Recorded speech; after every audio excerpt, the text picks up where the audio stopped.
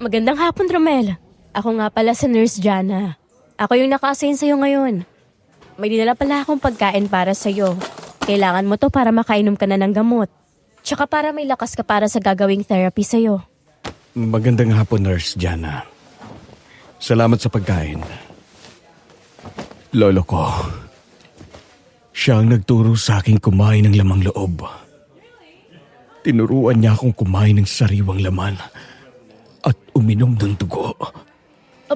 Anong ibig mong sabihin, Romel? May mali ba sa pagkain na binigay ko? O gusto mo bang tulungan kitang kumain? Hindi. Kaya ko. Mukhang may gusto kang ikwento. Sige, ikwento mo at pakikinggan kita. Talaga, Nurse Jana? Pakikinggan mo ko. Hindi ka matatakot sa akin.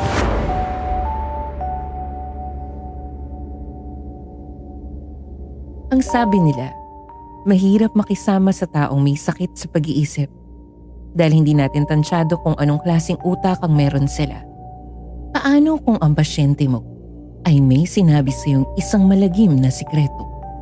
Paniniwalaan mo ba ito sa kabila ng sakit niya? Kung ako ang sasagot, oo. Dahil trabaho ko mapakinggan ng mga kwentong meron sila. Sa ilang taon kong pagtatrabaho sa psychiatric ward, iba't ibang pasyente na ang nakaharap ko. May ilan pang sinasaktan ako. Pero iniintindi ko yun dahil alam kong hindi sila normal. Pero iba nang makilala ko si Romel. Sa lahat ng pasyenteng nahawakan ko. Dahil siya lang ang maayos kausap. Pero nag-iba ang tingin ko sa kanya nang may sabihin siya tungkol sa pagkain ng laman loob. Gusto niyo bang malaman ang buong kwento niya? Pakinggan niyo ito hanggang dulo. Isang mapagpalang araw sa iyo, Miss Ligaya, at sa lahat ng tagapakinig sa channel na ito. Ako si Jana.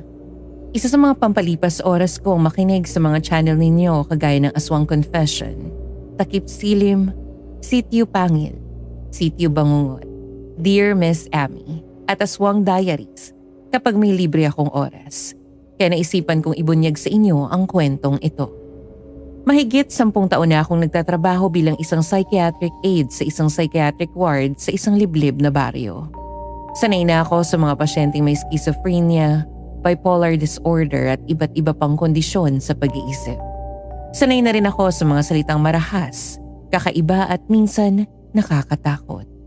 Bilang isang nurse, tungkulin ko makinig ng walang panguhusga at intindihin sila. Hanggang sa malipat ako sa isang psychiatric ward sa isang liblib na baryo. Iba't ibang pasyente ang hinawakan ko. Pero may isang pasyente na hindi ko makalimutan. Si Romel. Ipinasok siya sa ward dahil sa sakit niyang schizophrenia. Pero hindi naman halata yun dahil maayos siyang kausap. Hanggang sa ako na ang na-assign sa kanya. Mas lalo kong napatunayan na tahimik nga siya. Pero nagbago ang lahat na makaharap ko siya at marinig ang mga salitang labis na bumaghabag sa isip ko. May binagit siya tungkol sa pagkain ng laman at pagkatay ng tao. At yun ang iko-confess ko sa inyo. Ikukwento ko ito sa paraang parang si Romel ang nagsasalita. Para mas madali niyong masundan ang kwento.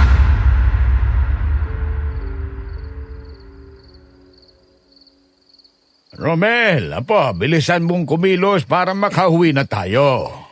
Lo, ang layo naman kasi ng kubo natin. Ay, Baka naman pwede tayong lumipat sa mas malapit para hindi na tayo nahihirapan. alam mong hindi pwede yan, apo. Mas magandang nasa liblib na lugar tayo dahil hindi tayo pwedeng basta-basta magtiwala sa mga tao sa paligid. Bakit naman, Lo? Mukhang mababait naman ang mga taga rito sa baryo ah. Ay, bata ka pa, kaya hindi mo pa maiintindihan ang lahat.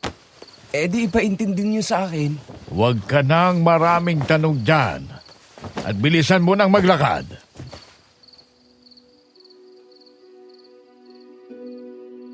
Ramdam kong inis sa boses ni Lolo kaya binilisan ko na ang paglalakad. Bata pa lang ako, siya na ang kasama ko dahil maaga akong nawala ng magulang.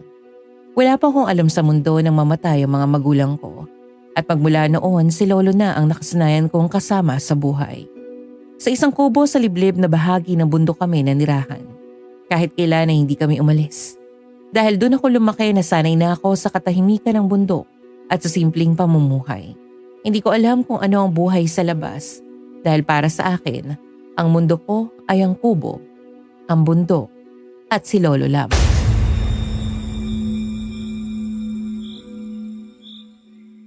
Romel, huwag kang magtitiwala sa mga tao rito, ha? Hindi ka pwedeng makipagkaibigan sa kanila. Bakit naman, Lo? May mga bata akong nakikita na napapadaan dito sa bundok. Mukhang masaya naman silang kalaro. Kapag sinabi kong huwag kang lalabas at maikipaglaro, huwag, ha? Aray! Opo, Lolo. Sumunod ka sa akin, Apo. Ako ang mas nakakaalam sa ating dalawa ng lahat-lahat. Makakaasa po kayo sa akin, Lo. O siya, tulungan mo ako magsibak ng mga kahoy para may magamit tayo sa pagluluto ng hapunan natin. Sige po.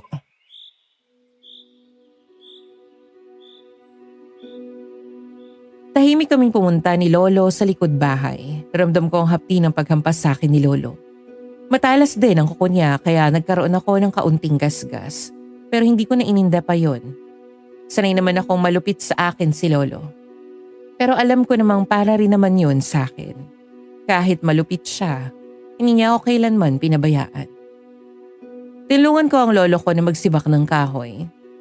Nang matapos, tinulungan ko rin siyang ihanda ang kakainin naming karne. Buong buhay ko, iyan lang ang tanging kinakain namin. Bihirang-bihira ako makakain ng gulay, prutas, isda at iba pa. Dahil para kay Lolo, mas masarap ang sariwang karne at lamang loob. Oo, tama ang narinig niyo. Sariwang karne at lamang loob ang madalas naming pagkain. Si Lolo na rin ang nagligpit ng pinagkainan namin. Maya-maya muli siyang lumabas, dala ang sako at isang malaking itak.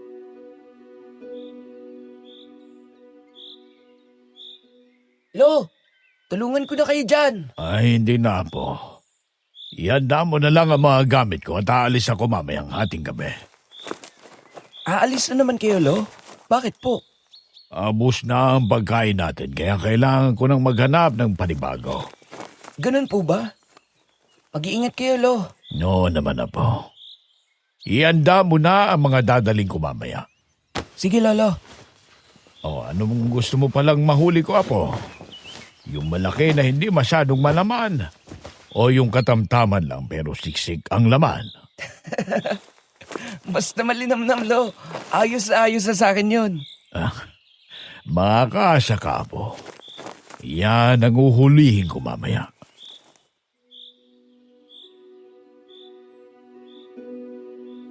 Ginalo pa ni Lolo ang buhok ko bago siya umalis papunta sa kusina. Ako naman ay dumiretso sa kwarto namin para ihanda ang mga gagamitin niya. Nihanda ko ang bayong na may lamang mga sako at mga itak na gagamitin ni Lolo sa panguhuli ng ligaw na hayop. Kinalakihan ko na ang ganoong gawain kaya sanay na ako. Ilang oras pa ang lumipas at dumating na rin ang oras ng pag-alis ni Lolo. Sobrang dilim ng paligid at tanging liwanag lamang ng buwan ang magsisilbing ilaw niya. Naiwan akong mag-isa sa kubo. Hindi naman ako takot dahil bata pa lang ako ay madalas na akong iwan ni Lolo tuwing hating gabi para maghanap ng mga kain namin. Hindi ko alam kung anong oras nakabalik si Lolo. Nagising na lang ako kinabukasan dahil sa malakas na tilaok ng manok. Sa mga nakalipas na araw, normal naman ang buhay ko. Hanggang sa isang araw ay nabasa ko sa dyaryo ang tungkol sa mga mag-aaral na papasok na sa paaralan. Gusto ko mag-aral kaya pinaalam ko ito kay Lolo.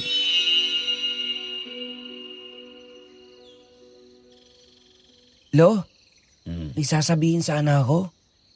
Ano yon, Apo? Nabasa ko kasi sa dyaryo na malapit ng pasukan ng mga bata sa eskwelahan. Kung maaari sana, gusto ko rin po sana makapasok sa paaralan. Ilang taon na po kasi ako pero kahit kailan hindi man lang ako nakaapak sa paaralan. Hindi pwede. Pero Lo, gusto ko rin makapag-aaral. Ayokong tumanda sa mundo nang walang alam. Hindi mo kailangan mag-aral, Romel. Makinig ka sa akin. Mabubuhay ka nagwalang edukasyon. Pakiusap po, Lo. Pagbigyan mo na ako. Ano bang hindi mo maintindihan sa sinasabi ko, ha? Kapag sinabi kong hindi ka pwedeng mag-aral, hindi. Naiintindihan mo ba? Opo. Hindi ka rin pwedeng lumabas pa. Dito ka lang sa kubo. Dito lang iikot ang buhay mo sa bundok. Naintindihan mo ba? Sagot! Opo, Lo. Naiintindihan ko. At saka, pasensya na. Sige na. At may gagawin pa ako.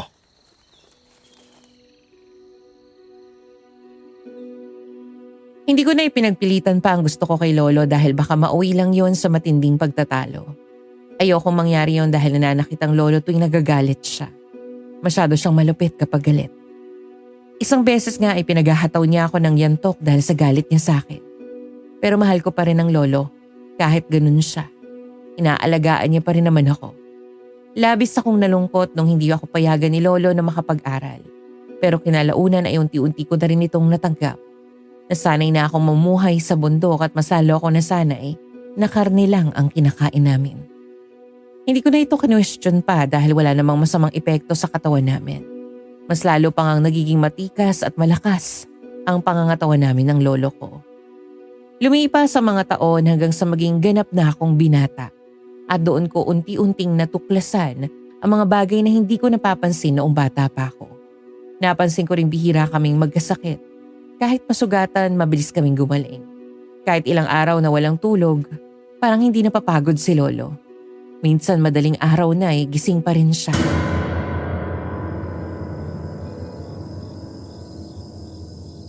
Romelo po! Buksan mo ang pinto! Sandali lang, Lo. Oh, Lo.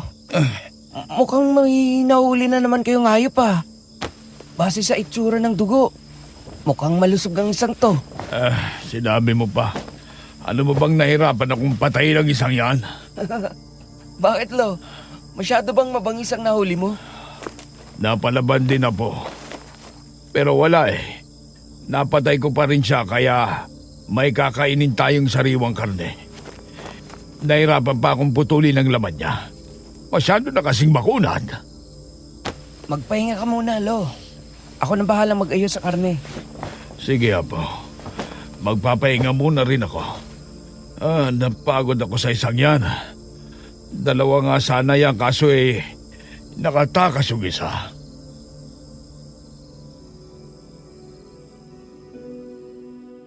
Tumango na lang ako sa sinabi ni Lolo. Tahimik siyang pumasok sa silid namin habang ako naman ay tahimik ding binuhat ang sako. Sa sobrang bigat nito naisipan ko na lang na hilahin ito papunta sa likod ng kubo kung nasaan ang kusina namin.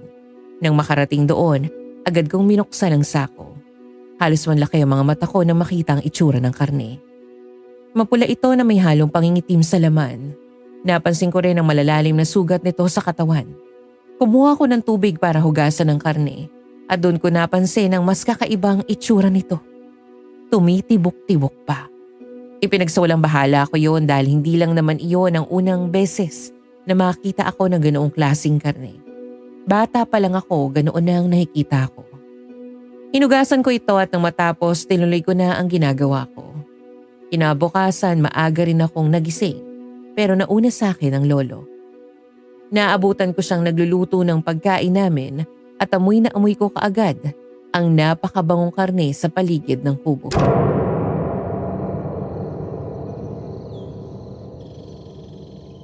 Apo. Mabuti naman at gising ka na. Halika, tikman mo ang niluto kong adobo. Paniguradong magugustuhan mo ang isang ito. Amoy pa lang, Lo. Mukhang masarap na. Kumain ka ng marami, Apo. Para mas maging malakas ka pa. Kailangan mong kumain palagi ng sariwang karne. Huwag mo rin kalimutang kainin ang lamang loob, ha? Yan ang pinakamasarap na parte sa lahat. Opo, Lo. Kakainin ko naman talagang lamang loob dahil yun naman ang itinuro mo sa akin. Mabuti naman at natatandaan mo pa ang itinuro ko sa iyo. Tandaan mo, wala tayong ibang kakainin kung hindi sariwang karne at laman loob lang. Naiintindihan mo ba? Opo.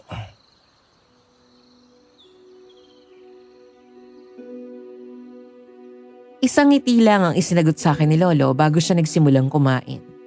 Pagkagat ko sa karne, agad kong nalasahan ang malinamnam na lasa nito na hinaluan ng kaunting pait. Malambot ito pero may mga parting makunat din. Kaya hirap na hirap akong nguyain. Sunod kong kinain ang lamang loob. Kakaiba ang itsura nito sa akin. 2 uri na bituka ang nasa harapan ko. May maliit at may malaki. May durog ding utak at atay na masaya kong nilantakat. Tahimik kaming kumain ni Lolo. Wala ka ring maririnig kundi ang pagtama ng mga kutsara namin sa plato.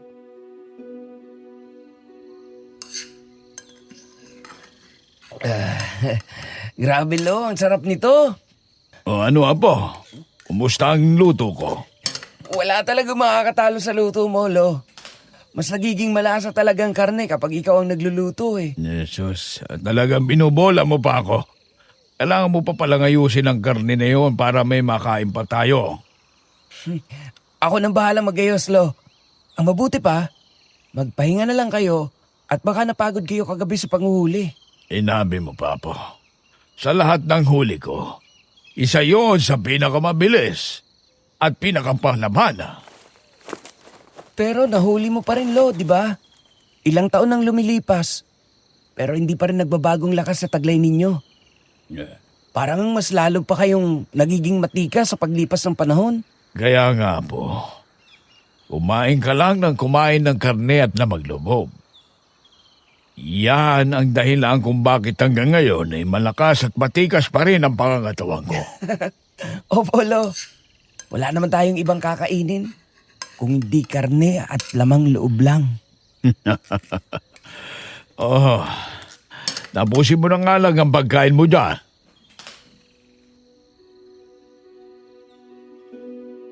Nakangiting tumangulang ako sa sinabi ni Lolo. Nang matapos sa pagkain, hinugasan ko kaagad ang pinagkainan namin. Sunod ko namang pinuntahan ang karne na dinala niya kagabi. Nasa likod ito ng bahay kaya doon ako dumiretso. Pagdating ko roon, agad kong nakita ang mga langaw na nagliliparan sa paligid nito. Nalalagkit din ang sahig dahil sa malapot na dugong nagmumula sa loob ng sako. Maingat kong binuksan ang sako at doon na lang ako nagulat nang mapagtanto kong balat ng tao ang nasa harapan ko. Base sa hugis at itsura noon, alam kong balat nga yun ng tao. Hindi ko yun masyadong naaninag kagabi dahil madilim na ang paligid. Sanay naman na ako sa ganitong gawain. Pero sa pagkakataong yon, parang nag-iba ang pakiramdam ko. Tila ba umiikot ang sikmura ko at nanakit ang ulo ko sa nakita ko.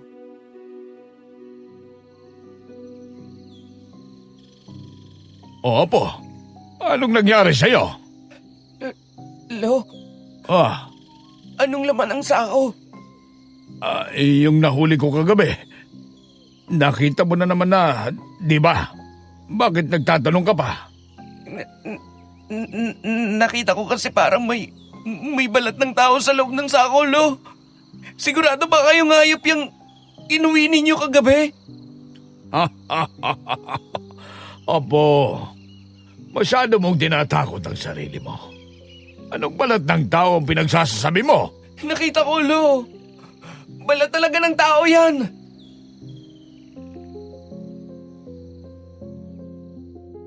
Napapailing na lang si Lolo sa akin bago lumapit sa sako. Walang sabi-sabing binuhat niya ito at saka itinapon ang laman sa lupa. Agad na nagkalat ang mga sariwang karne at lamang loob. Tumalsik pa ang dugo sa mukha ko. Ramdam ko ang init nito sa balat ko habang dahan-dahan itong tumutulo pababa. Subingaw ang matinding amoy ng dugo at hilaw na laman na halos ikaduwal ko. Nakatitig lang ako sa nagkalat na karne at lamang loob. Kulay pula ang iba rito at iba naman ay nangingitim na. Tumayo ako para pagpagan ng sarili. Nasa harapan ko ang lolo kong walang emosyon. Sanay na talaga siya sa ganoong gawain. Kinuha niya ang isang kapirasong laman na may nakakabit na balat. Ito ba ang sinasabi mo, Apo? Balat lang ito ng kalabaw. Masyado ka namang maraming iniisip. Lo, hindi yan balat ng kalabaw. Pagmasdan mo ng mabuti. At saka ikumpara mo sa balat natin. Balat nga yan ng kalabaw, Apo. Masyado lang kasing natuyo ang isang ito. Sigurado ba kayong hindi yan balat ng tao? Oo naman, Apo. Bakit naman tao ang nasa isip mo? Hindi naman tayo kakain ng ganon. Nagulat lang ako, Lo. pasensya na. Alam mo, ang mabuti ba'y matulog ka na muna uli? Mukhang napuyat ka kagabi. Mas mabuti pa nga, Lo. May pasok din ako mamaya sa palengke eh. Kailangan kong tumulong sa pagbubuhat ng mga gulay na inangkat ng mga krus. Ay naka, mabutit nabanggit mo ang apelidong yan. Bakit, Lo? Ano bang nangyari? Nakagawa na naman ng isang krimen ng Batang Cruz na yun. Palibhas ay mayaman. Kaya madaling makaluso. Iyaan mo, Lo. May magpaparusa rin sa isang yan. Iidlip muna pala ako. Sumasakit ang ulo ko eh.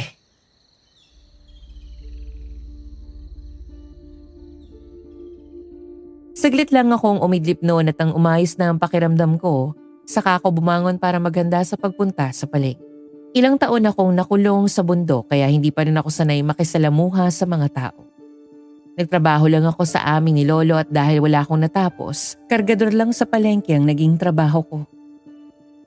Tumulong ako sa pagbubuhat ng mga gulay, prutas at iba pa sa palengke. Tahimik lang ako nagtatrabaho hanggang sa marinig ko ang dalawang babae na nag-uusap tungkol sa isang magsasakang natagpo ang patay. Dahil sa narinig ko, mabilis kong tinapos ang trabaho at dali-daling pumunta kung nasaan ang bangkay. Pagkarating ko roon, isang bangkay ng magsasaka ang nakita ko. Puno ng sugat ang katawan nito. May bakas ng mahabang kalmot. Malalalim na sugat nakita ng laman. May mga pasarin siya. At nangingitim na ang dugo sa paligid niya. Butas din ang tiyan niya at litaw ang mga lamang loob. Hindi ko na nakayanan ang nakita ko. Kaya agad-agad ako umuwi sa kubo. O Apo, anong nangyari sa'yo? Oh, Lo, may natagpo ang bangkay sa may palayan. sino raw? Hindi ko alam, Lo. Hindi ko naman kasi kilala ang ibang mga taga rito sa atin. Bakit ka dumuduwal dyan? Nakita ko kasi yung itsura ng bangkay. Ang lala ng ginawa sa kanya. Para siyang hayop na pinaglaruan. Sigurado ka ba? Baka naman may nakaaway lang ang isang iyo. Siguradong sigurado ako. Pero sa itsura ng bangkay niya, mukhang hindi gawain yun ng isang normal na tao. Parang aswang. Aswang ang may gawa nun, Lo. Anong aswang? Naku Apo, wala nang ganyan dito. Isa lamang niyang haka-haka. Alam mo, ang mabuti pa'y pumasok na tayo sa loob at ipaghahanda kita ng mainit na inumin para mahimas-masang ka.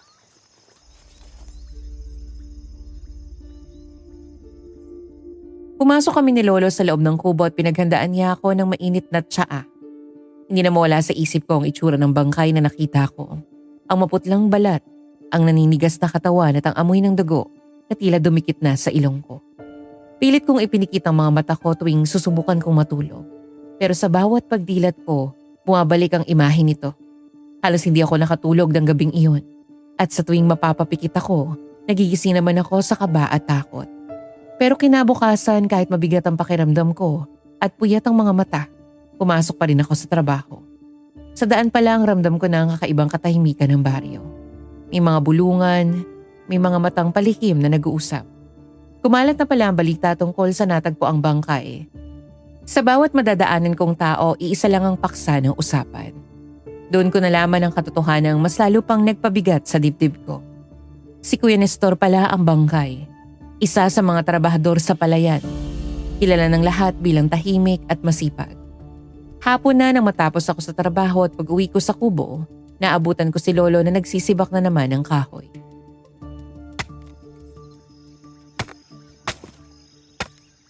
Oh, Lo, tulungan ko na kayo dyan. Nandiyan ka na pala Apo. Magpahinga ka na lang dyan.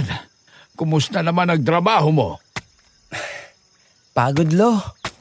Ang dami kasi namin binuhat. Tapos nalaman na rin pala kung sino yung bangkay na natagpuan dun sa may palayan. Sino raw? Si Kuya Nestor. Yung nagtatrabaho sa palayan ng mga krus. Mayabang di kasi ang isang iyon. Siguro ganun ang nangyari sa kanya. Pero hindi naman tama yun, Lo. Ay nako, Romel. Huwag mo na nga problemahin yan. Wala tayong magagawa sa pagkamatay niya. Pumasok ka na muna sa loob at magpahinga. Maya-maya, Ikaw ang mag-aayos nitong mga nasibak kong kahoy.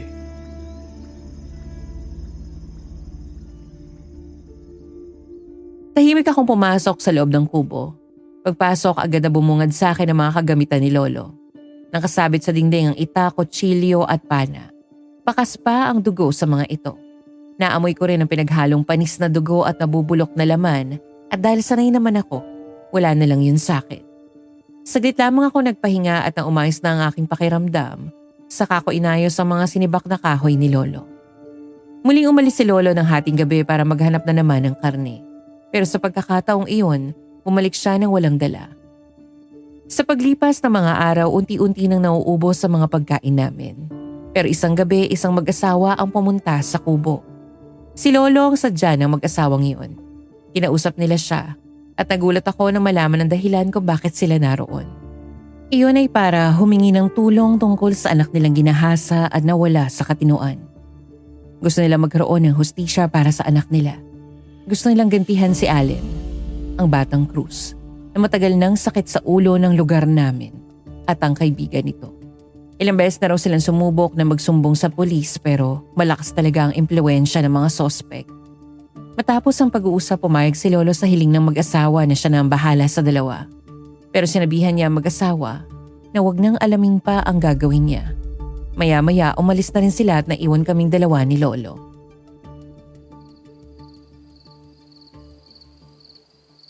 Hayop talagang batang yan. Palibasa may impluensya ang pamilya, kaya hindi takot gumawa ng krimen. Anong gagawin natin, Lo? Ano pa ba? Hindi papatayin natin sila. Ho? Sigurado ba kayo, Lo? Baka naman may iba pang paraan. Di mo ba narinig ang sinabi ng mag-asawa kanina, ha? Wala nang ibang paraan. Dapat talagang mapatay na yung mga hayop na yan. At baka may mabiktima pa sila. Bakit sa inyo sila lumalapit? Mangangaso kayo. Pero hayop lang naman ang pinapatay ninyo, hindi ba? Bakit ngayon? Kanino mo sila gustong lumapit, Aber? Sa mga pulis? Huwag mo na nga akong kontrahen, Romel. Alam ko ang ginagawa ko. Sige, Lolo. Magpapahangin muna ako dun sa labas. Bumalik ka kaagad, ha? Aalis ako mamayang hating gabi para hanapin sila.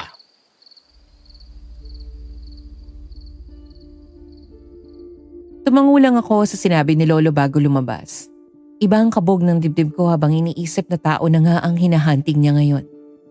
Alam kong masamang tao ang mga yon, pero parang hindi matanggap ng sistema ko na lolo ko ang kailangang magparusa sa kanila. Ganun pa man ay wala naman akong kakayahang patuloy na questionin pa ang lolo ko dahil takot ako magalit na naman siya sa akin. Saglit lang ako nagpahangin. Pagbalik ko sa kubo, naabutan ko si Lolo na nag-aayos na ng mga gamit. Hating gabi na nang umalis siya, dala ang mga yon. Palaging madaling araw na siya umuwi, dala ang mga nauhuli niya. Pero nung araw na yon, mabilis siyang nakabalik, dala ang 2 sako. Halatang mabigat ang laman ng mga ito dahil mukhang malalaki ang nasa loob. Tumutulo pa ang dugo mula sa sako. Pagkabukas noon, tumambad sa akin ang katawan ni Allen at ang kasama nito. Puno ng sugat.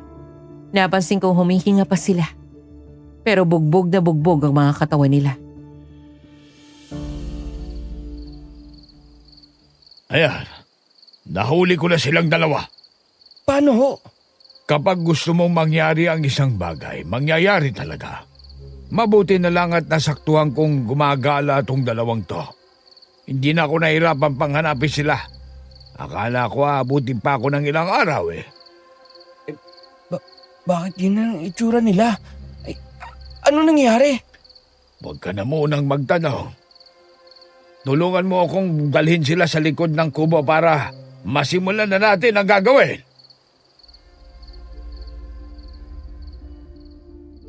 Tinulungan ko si Lolo na dalhin sa likod ng bahay ang katawan ni Allen at ang kasama niya, kahit napipilitan lang ako. Ramdam ko ang bigat sa pagbubuhat ng isang sako, pero si Lolo parang wala lang sa kanya ang pagbubuhat sa katawan ni Allen. Matangkad ito at malaking tao, pero kay Lolo tila ba isang papel lamang ito. Walang sabi-sabi niyang binagsak ang katawan ni Allen sa sahig. At ganoon din ang inuutos niya sa akin kaya agad ko yung sinunod. Walang awa ko ring binagsak sa sahig ang sakong hawak ko. Unti-unti nang namuo ang galit sa dibdib ko dahil sa ginawa nilang 2. Parang nahahawa na ako kay Lolo. Kung ano-ano kasi ang sinasabi niya sa akin habang tinititigan namin ang dalawang lalaki. Ikinukwento sa akin ni Lolo kung paano nila pinagsamantalahan ng isang inosenteng babae. Kaya parang nademonyo na rin ang utak. Isang malaking lamesa ang inihanda ni Lolo at doon ko sila itinali. Nauna siyang bumalik sa kubo dahil may gagawin pa raw siya. Hindi agad ako bumalik dahil sinigurado ko munang mahigpit ang pagkakatali ko. At nang masigurado ko na ang lahat, saka lang ako bumalik sa kubo.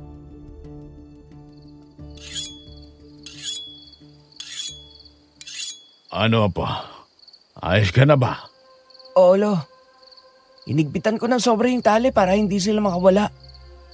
Ay, mabuti naman kung ganon. O siya, tulungan mo na lang kung hasain ang mga gagamitin ko para mamaya. Sige, Lo. Aray! Tulong! Ay, mukhang nagising pa ang hayop na yon. Halika nga po, samahan mo muna ako.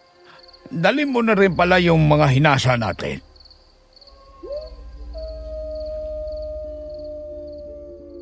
Binitbit ko ang mga kutsilyo, mga itak na hinasa namin ni Lolo. Ramdam ko ang lamig ng simoy ng hangin na dumadampi sa balat ko pagkalabas namin ng kubo. Sobrang dilim na rin ng paligid. At tanging liwanag lang mula sa buwan na nagsisilbing ilaw. Dinig na dinig ko sa paligid ang malalakas na sigaw ni Allen. At dahil nasa itaas kami ng bundok, walang makakarinig sa kanya, kundi kaming dalawa lang ni Lolo. Nang makalapit kami sa pwesto kung saan sila nakatali, naabutan namin si Allen na pilit tinatanggal ang tali sa kanyang katawan.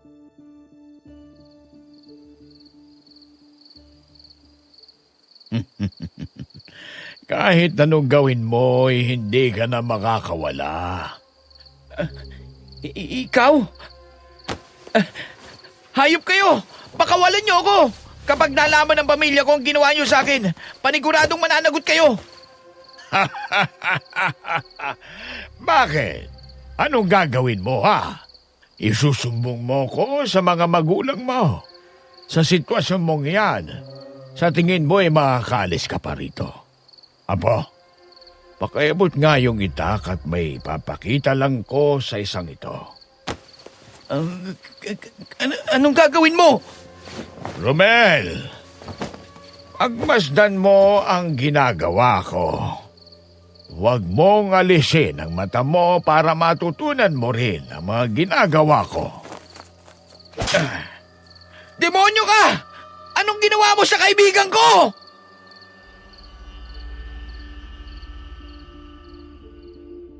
Nanlaki ang mga mata ko nang makita ko kung paano pagtatagain ni Lolo ang katawan ng kasama ni Allen. Walang alinlangan ang kilos niya. Parang sanay na sanay. Inuna niya ang braso. Isang malakas na hampas kasunod ang isa pa. Bago isinunod ang mga binti. Sumirit ang dugo sa paligid at tumalsik pa sa mga mukha namin. Dahilan para mapapikit ako. Hindi pa doon natapos si Lolo. Pinagtataga niya ang katawan ng binata. Pagkatapos walang awa niyang hiniwa ang tiyan at isa-isang inilabas sa mga lamang loob. Nanginginig ang tuhod ko habang pinagmamasdan ko ang lahat. Iyon ang unang beses kong makita na gawin iyon ni Lolo sa harapan ko. Hindi ko na maintindihan ang nararamdaman ko noong mga oras na yon. Takot, pagkasuklam at pagkalito lahat, nagsabay-sabay. Gusto kong sumigaw, gusto kong tumakbo. Para bang nakabaon ang mga paa ko sa lupa. Samantala si Ali naman ay takot na takot. Walang tigil sa pagsigaw. Namamaos na ang boses niya habang pilit siyang kumakawala sa kamatayang naghihintay sa kanya.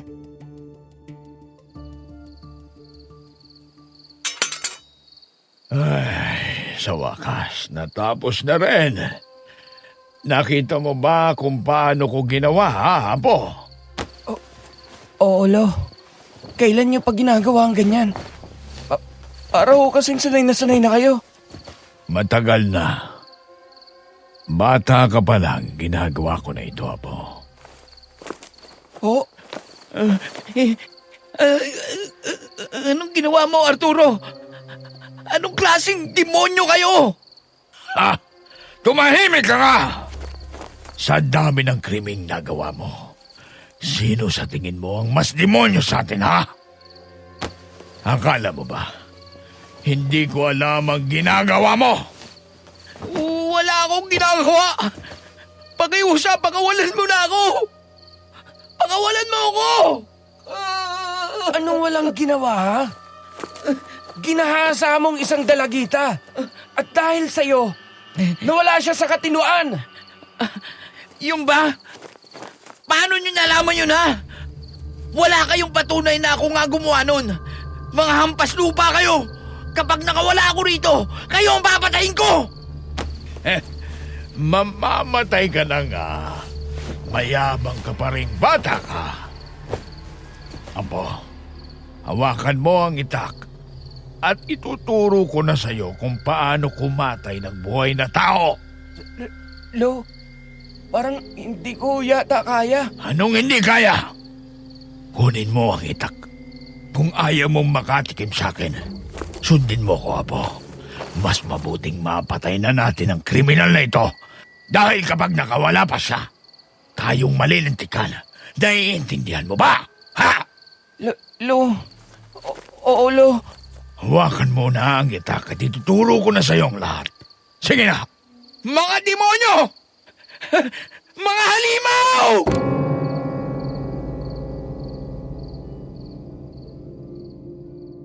Nanginginig kong dinampot ang itak na nasa lapag.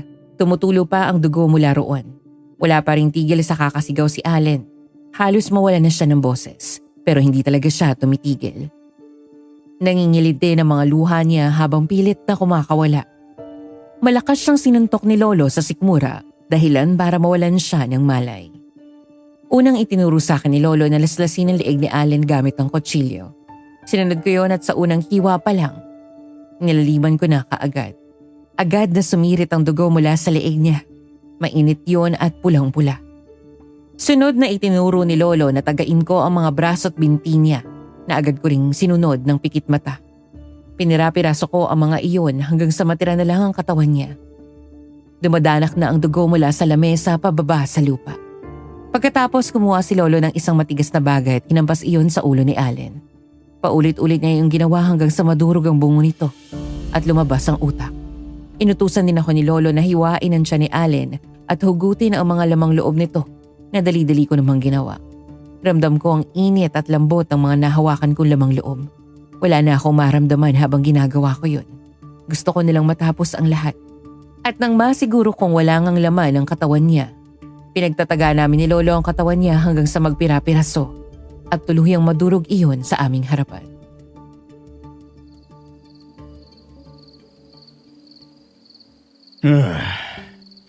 Sa wakas, natapos na rin. Ang bilis mong matuto, Apo. Mukhang pwede na kitang isama. Lo, tama ba yung ginawa natin? Oo, tama naman. Tama yun. Walang mali sa ginawa natin. Sabi mo, bata pa lang ako. Ginagawa mo na to. Bakit? Dahil aswang tayo, Apo. Anong sabi ninyo? Aswang tayo? Paano nangyari yon? Nagmula tayo sa pamilya ng mga aswang. Hindi ko naiintindihan, Lo. Buong buhay ko, normal lang tayo. Tao tayo. Ang dugo natin ay hindi pangkaraniwan. Ang lahi natin ay sinumpa at pinagpala ng sabay. Aswang ang mga ninuno natin. Tanging sariwang karne lang ang magbibigay sa atin ng lakas. Kaya ba kahit matanda na kayo, hindi pa rin kayo nawawala ng lakas? Oo, Bakit hindi nyo kaagad sinabi sa akin? dahil ipinag-aanda pa kita, Apo. Ayoko namang mabigla ka sa tunay mong pagkatao. Tinuruan kitang kumain ng lamang loob para talagang maramdaman mong hindi tayo normal na tao. Pero Lo, gusto ko mabuhay ng normal. Hindi pwede, Romel. Kailangan mong tanggapin ang kapalaran mo bilang isang aswang.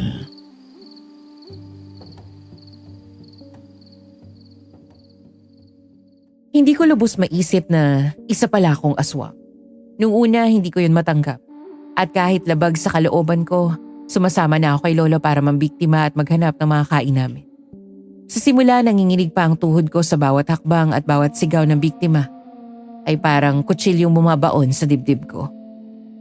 Pero wala akong lakas ng loob na tumanggi. Takot ako maparusahan ng lolo dahil alam ko kung paano siya magalit.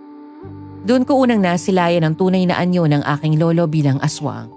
Sa sandaling iyon, tuluyan na nang nabura ang anyo niyang kilala ko bilang matandang nag-aalaga sa akin. Ang katawan niya ay nagbago. Ang mga ngipin niya ay humaba at tumalim at ang mga kuko niya ay parang patalim. Ang balat niya ay umitim na parang nilamon ng gabi. At ang mga mata niya ay puno ng gutom at bangis. Mabilis siyang kumilos, halos hindi masundan ng tingin. Parang aninong nabubuhay sa dilim. Siya ang humuhuli sa mga biktima at ako naman ang kakatay sa kanila. Lumipas sa mga araw, naging mga linggo at mga linggo'y naging mga buwan. Ang dating kaba sa dibdib ko ay unti-unting nawala. Parang naging normal na lang sa amin ang pagpatay ng mga tao para sa pagkain namin sa araw-araw. Sanay na sanay ka na talagang kumatay ng tao, Apo. Magaling ka kasing magturo, Lo. Ipagpatuloy lang natin ang ganitong gawain. Sigurado naman akong hindi tayo mahuhuli. Paano naman kayo nakakasigurado? Sa ilang dekada ko nang ginagawa ito, ni minsan ay wala pang nakakahuli sa akin. At saka si Allen, natatandaan mo pa ba siya? Hindi ba? Oo naman ho. Kinatay natin siya. Pero hindi nalaman ng mga magulang niya kung ano ang nangyari sa kanya at kung sino ang may gawa nun.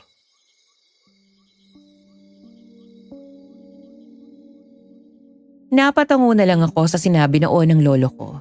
Tama nga siya. Hindi nalaman ng sino man na nangyari kay Allen dahil kinain namin siya ng lolo ko. Ang karne at ang lamang loob ni Allen na naging pagkain namin sa loob ng ilang araw. Itinatak ni lolo sa isip ko na ganoon lang kami. Na isa talaga kaming halimaw. Nagpatuloy ang palaging pagsama sa akin ni lolo sa kanyang mga pangangaso. Bawat taga, saksak at iwas sa biktima ay ramdam ko ang kaba. Naging madalas ang ginagawa kong iyon kasama si lolo. Hanggang sa dumating ang araw na nagsimula ako mapagod at makonsensya. Habang tumatagal, mas bumibigat ang nararamdaman ko. Hindi ako nakakatulog ng maayos dahil palagi kong naaalala ang mga mukha ng mga biktima namin. Ang mga sigaw nila. Paulit-ulit na naglalaro sa utak ko.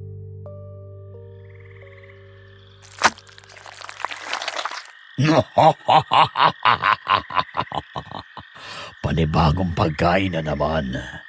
Mukhang masarap ang isang ito. Oh, ikaw na ang magpatuloy. Ayoko po. Oh, bakit? May problema ba? Basta ayoko po, Lo. Tama na. Natatakot na ako sa ginagawa natin. Ba't talagang... Ah! Huwag mo kong artihan ng ganyan. Ilang beses mo na itong ginawa. Ngayon ka pa magmamasalan. Bilisan mo ang pagkilos mo at baka makatikim ka sa akin uli.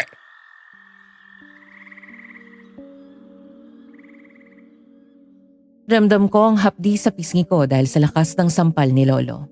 Pero lalo lang nung pinaigting ang kagustuhan kong makalaya sa ganoong sitwasyon. Hindi ako makatulog na maayos matapos iyon at naging balisa ako ng mga sumunod na araw. Gusto ko mamuhay ng normal. Kaya umabot na ako sa puntong naisipan ko ng tumakas. Para magawa yon, pinagplanuhan ko ang lahat ng maayos. Alam kong hindi ako basta-basta makakatakas sa lolo ko. Kaya naisipan kong bumili ng pampatulog sa bayan at iyon ang inilagay ko sa pagkain niya. Nang makatulog si lolo, saka ako tumakas. Dala ang ilan kong gamit. Nagabing iyon, umalis ako sa kubo. At iniwan ko ang lolo kong nag-alaga sa akin. Iyon ang huling beses na nakita ko siya nung binata pa ako. Lumipas ang mga taon na nagkaroon ako ng asawa, si Vina. Nakilala ko siya nung nagtrabaho ako sa isang restaurant bilang dishwasher. Ilang taon matapos ang ginawa kong pagtakas kay lolo. Simple at maayos ang pamumuhay namin. At dahil sa kanya, naramdaman ko kung paano mamuhay bilang isang normal na tao. Oh, nandyan ka na pala. Tamang-tama, tapos na ako magluto ng hapunan. Mukhang mabangong niluto ng kasawa ko ah. Ano kaya yon? Nagluto ako ng ginisang ampalaya na may baboy. Tamang-tama, gutom na ako. At sakto, bumili rin ako ng saging para may kapares ang ulam natin. Nako, mas lalong mapapadami ang kain natin yan.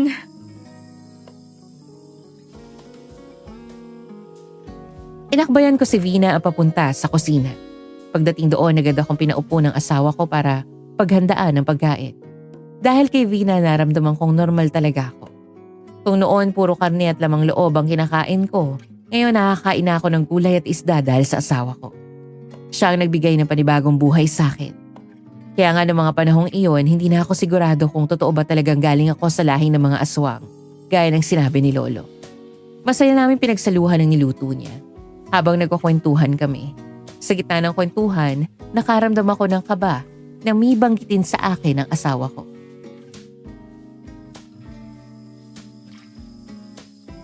Alam mo ba yung nangyari kay Ate Jasmine? Bakit?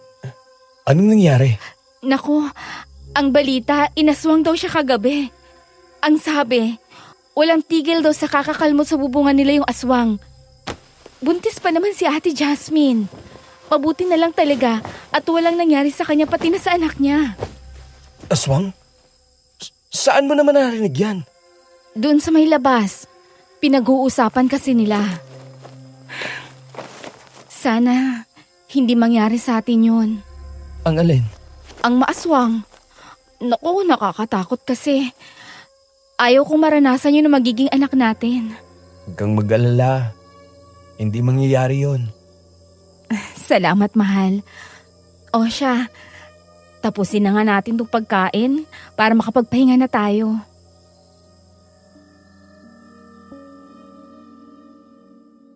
Nakangiting tumangulang ako sa asawa ko. Nagpatuloy kami sa pagkain at ang matapos, siya na rin ang nagligpit ng mga pinagkainan namin. Habang ako naman ay dumiretso na sa kwarto. Hindi kasi ako mapalagay ng mga oras na yon. Ayoko mangyari sa kanya ang mga bagay na yon. Pero mas lalong ayoko malaman niya ang totoo. Ang tunay kong pagkatao. Ilang taon na ang lumipas magmula nung takasan ko si Lolo, ay namuhay na ako na parang isang normal na tao. Nung una nahirapan ako, pero kalaunan ay natutunan ko rin ang mga bagay-bagay sa normal na mundo. Kinalimutan ko ang tungkol sa pagiging aswang, kaya nung banggitin niyo ng asawa ko labis ang kaba ko. Palakad-lakad ako sa kwarto noon nang biglang pumasok si Vina.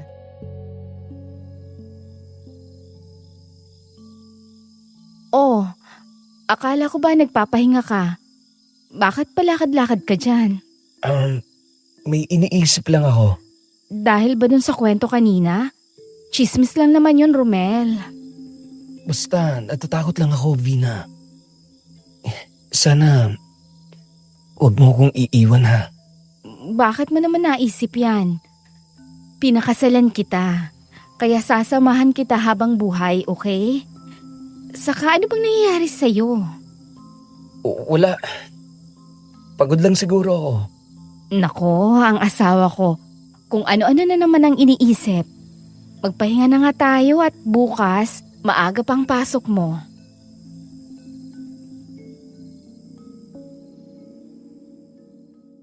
Tumango ako sa kanya bago siya yakapin. Magkatabi kami ni Vina at siya ang unang nakatulog sa aming dalawa. Pero ako hindi agad ako nakatulog dahil sa lalim ng iniisip ko. Hindi ko alam kung anong oras na ako dinapuan ng antok. Parang pumikit lang ako at nagising na ako agad dahil sa malakas na tilaok ng manok. Maayos ako sa trabaho dahil madali kong napakasamahan ang mga kasamahan ko. Para sa akin, tama lang ang desisyon kong iwanan si Lolo. Lumipas ang mga araw at muling gumaan ang lahat sa akin. Masaya kaming namumuhay ng asawa ko hanggang sa isang araw, isang magandang balita ang dumating sa amin ni Vina.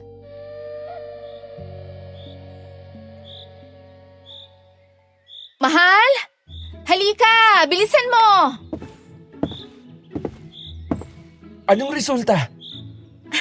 Mahal! Eto yung pregnancy kit. Tingnan mo! Totoo ba to? Buntis ka na talaga? Oo, mahal. Magkakaanak na tayo. Masayang-masaya kami ni Vina nung malaman namin magkakaanak na kami. At dahil doon, mas lalo ako nagpustige sa pagtatrabaho. Hindi na lang dishwasher ang naging trabaho ko. Dinoble ko ang oras ko sa pagtatrabaho para makapag-ipon sa panganganak ni Vina at para sa magiging anak namin. Sa bawat bariyang naiipon ko, pakiramdam ko'y unti-unti akong lumalapit sa buhay na matagal ko nang pinapangarap. Isang simpleng pamilya, tahimik na bahay at kinabukasang walang takot. Pinangako ko sa sarili ko na hindi na mauulit ang mga kasalanan ng nakaraan, na hindi na madadamay ang pamilya ko sa mga bagay na iniwanan ko. Ngunit kahit gaano ko pilitin maging normal, may mga gabing hindi ako dinadalaw ng antok. May mga panaginip na bumabalik at ang boses ni Lolo ay paulit-ulit na bumubulong sa isip ko. Tuwing magigising ako, pawis na pawis ang katawan ko. Isang araw matapos ang mahabang oras ng trabaho, pauwi na ako nang mapansin kong bukas ang pintuan ng bahay namin. Napatigil ako. Hindi ugali ni Vina na iwanang nakabukas yon. Dahan-dahan akong pumasok at bago pa man ako makapagtanong, nakita ko na ang hindi ko inaasahan. Si Lolo, nakaupo sa sala namin. Mukha nang mahina at tila malapit ng mamatay. Mahal, tamang-tama nandiyan ka na pala. May bisita pala tayo. Apo, ang tagal kitang hinanap. Labis akong nag-alala sa'yo. Bigla ka na lang nawala sa kubo. Lo, anong ginagawa mo dito? Tsaka paano mo ako nahanap? Papasok na muna ako sa kwarto para makapag-usap kayo ng maayos. Lo, patawarin mo sana ako sa nagawa ko. Pero, pwede bang umalis sa kayo? Pakiusap. Huwag niyo na kaming guluhin ang asawa ko. Hindi ko naman kayo guguluhin ang asawa mo. Kailangan ko lang ng matutuluyan. Nalaman na kasi ng mga taga-baryo ang tungkol sa akin. Kaya sinunog nila ang kubo ko. Mabuti na lang at nakatakas ako. Dahil kung hindi, baka matagal na akong patay. Pakiusap ako. Tulungan mo ko. Ayoko pong mamatay. Hindi ako naniniwala sa sinasabi mo. Naging matalim ang tingin ni Lolo sa akin at sa pagkakataong yon unti-unti na akong kinain ng kaba. Madiin niyang hinawakan ng braso ko. Ramdam ko ang kakaibang lakas niya. Pakiramdam ko'y mababali ang braso ko dahil sa higpit ang pagkakahawak niya sa akin. Malakas pa rin siya kahit na may mga sugat na siya sa katawan. Nanlilisik ang mga mata niya at unti-unti nagiging kulay pula. Palingalingali rin ako sa paligid dahil baka biglang lumabas si Vina. Ginamit ko ang lahat ng lakas na meron ako para maalis ang kamay ni Lolo sa braso.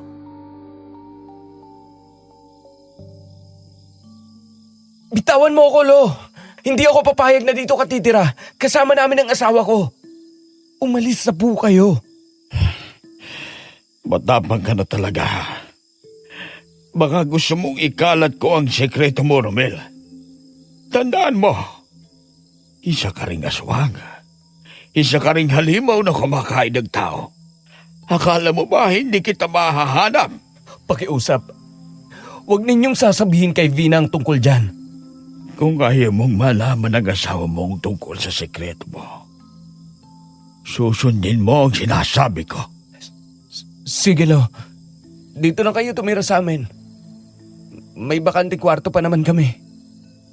Mabuti nang nagkakaintindihan tayo, Apo. Huwag kang mag-alala.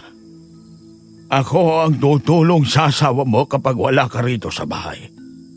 Hindi kasi pwedeng kumilos-kilos ang buntis. At baka makaapekto sa kanya. Paano niyang... Lolo, pakiusap.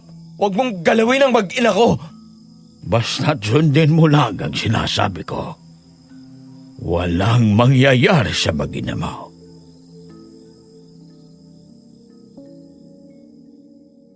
Sobra-sobra ang kaba ko noong mga oras na yon.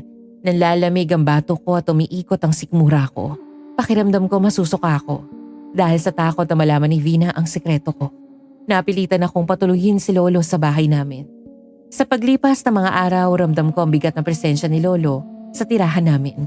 Pero maayos naman siyang nakikisama sa asawa ko. Sa katunayan, siya pa ang tumutulong kay Vina kapag wala ako sa bahay. Kahit na halos hindi ko magawang iwanan mag-isa ang asawa ko. Isang araw, kagagaling ko lang sa trabaho noon at naabutan ko si Vina na nag-aabang sa akin sa may pintuan.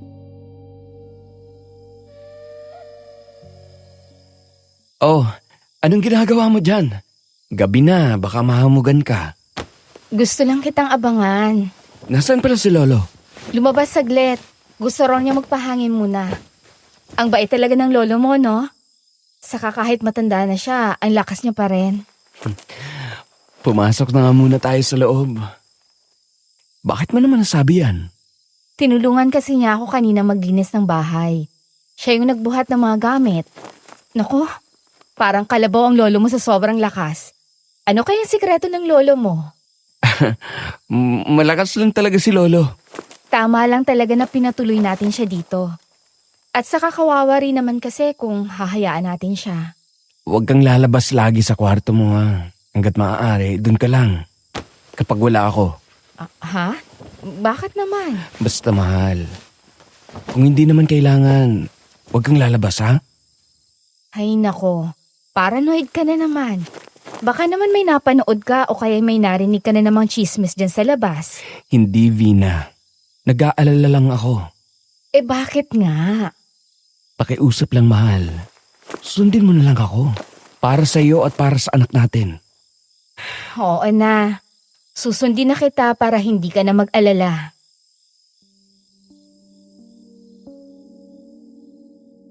Napangiti ako sa sinabi ni Vina sa akin. Isa yon sa mga nagustuhan ko sa kanya. Madali siyang pakiusapan. Maya-maya dumating na rin si Lolo. Nakangisi pa siya nang mapatingin sa akin bago dumako ang mga mata niya sa tiyan ng asawa ko. Hindi ko pinahalata kay Vina ang kaba ko noon ng mga oras na yon.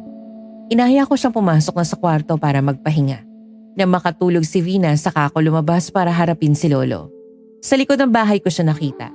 At ganoon na lang ang gulat ko nang makita siyang kinakain ng isang buhay na manok. Wasakan siya nito at nakalitaw ang mga lamang loob. Umaagos ang dugo nito at dilat ang mga mata na parang nakatingin sa akin.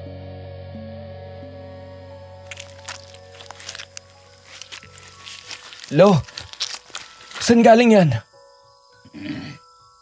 Baka makita kayo ng asawa ko. Gutom na ako sa sariwang karne at lamang loob. Bah, hindi ko gusto ang mga hinahain ng asawa mo sa akin. Puro gulay at isda. Tinatanong ko kung saan ninyo nakuha yung manok. Hindi ko na matandaan. Nakita ko lang na nakadapo to. Ayaw mo bang tikman na po? Hindi mo ba nabimiss kumain ng sariwang karne? Hindi. Dahil matagal ko nang itinigil yan. Nagbago ka na talaga po. Kinalimutan mo na ang mga itinuro ko sa iyo. Babalik na ako sa loob. Huwag mong iiwanan ang kalat mo dyan. Dahil ayaw kong makita yan ng asawa ko.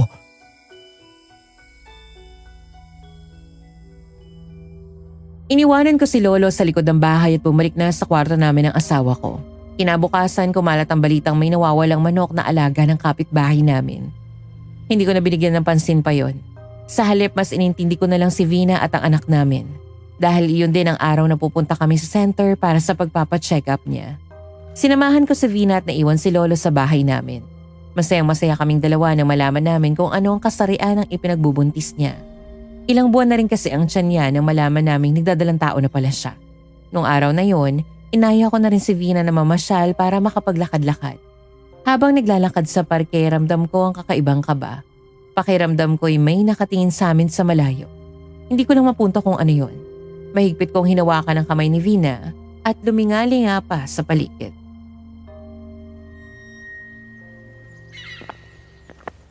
Ayos ka lang ba, Romel? Oo naman. Sigurado ka ba? Parang balisa ka kasi. Ayos lang talaga ako, mahal. Pasensya ka na kung pinag-aalala kita. Mabuti naman kung ganon. Ang saya talaga, no? Nalaman na natin kung babae o lalaki ang anak natin. Babae ang anak natin. Kaya mas aalagaan ko kayong dalawa. Ang swerte-swerte ko talagang ikaw ang asawa ko. Halika na nga't mamasyal pa tayong dalawa.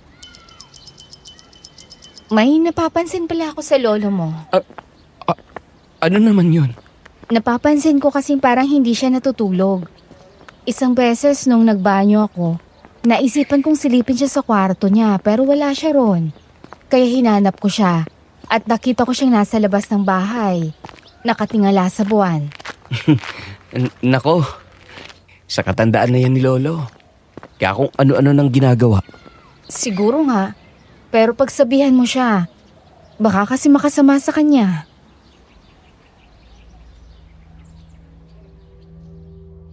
Isang tango na lang ang isinagot ko kay Vina. Gabi na nang nakauwi kami mula sa pamamasyal. Pagpasok ng bahay, una kong pinuntahan si Lolo sa kwarto niya at sinabi kong nakita siya ni Vina nagising ng hating gabi. Pero pinagsawalang bahala niya lang ang sinabi ko. Nakiusap na rin ako kay Lolo na wag nang uulitin ang ginawa niyang pagpatay sa alagang manok ng kapitbahay namin.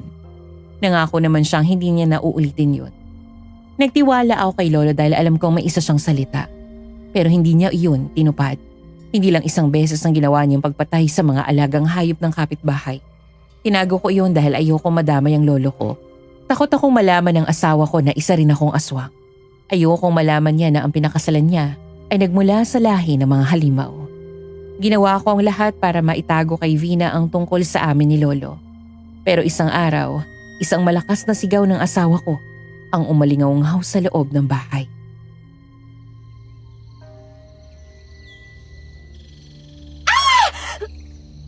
Ano to? Bakit may ganito dito sa loob ng ref? Anong nangyari? Sa loob ng ref! Tingnan mo! Anong... Nakita ko may mga lamang loob sa ref. Tapos may karne pa na parang buhay pang itsura. Sobrang bilis ng tibok ng puso ko habang papalapit sa refrigerator. Abot-abot ang kaba sa dibdib ko ng mga oras na yon. Mahigpit kong hinawakan ang handle ng ref, saka iyon binuksan. Nanlaki ang mga mata ko at umawang labi ko nang makita ang nasa loob. Naroon ang mga lamang loob, atay, bituka, puso na nakasalansan sa loob ng plastik na may bahid pa ng dugo. Ang karne ay sariwa, mamula-mula at parang kakahiwa lang. At may amoy na agad tumama sa ilong ko.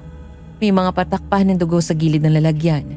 At sa liwanag ng ilaw ng ref tila gumagalaw ang mga laman na parang buhay pa. Napaatras ako ng isang hakbang. Nanginginig ang mga kamay ko. Muli na naman bumalik sa alaala ko ang mga gabing pilit kong kinalimutan. Ang mga turo ni Lolo. Ang panahong kumakain din ako ng tao.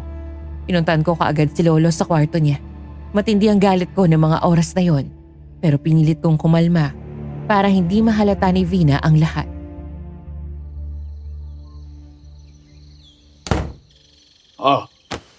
Aba, may problema ba? Tanggalin mo yung mga nilagay mo sa ref.